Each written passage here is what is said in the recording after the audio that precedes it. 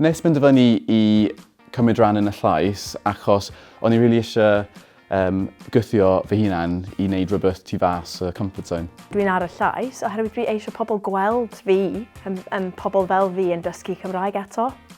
Mae'n teulu yn really supportive and they were like, just try it. My identity is very Welsh, very proud of it as well, and yeah, here I am doing my thing, and I hope I make Wales proud. Mae profiad fel dysgwyr wedi bod yn anhygoel. Dysgu Cymraeg efo y llais has been really, really helpful, encouraging. Mae'n hwyl I siarad Cymraeg, mae'n really hwyl. A dwi wedi anghofio geiriau, so just cofio geiriau eto. It's definitely benefiting my Welsh, and it's pushing me to do more Welsh. I really enjoy it, and I want to do more of it.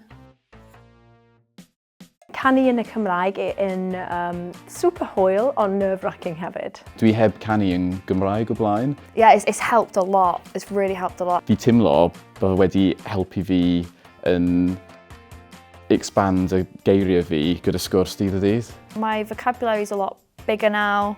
The pronunciation yn gwych, dwi'n meddwl.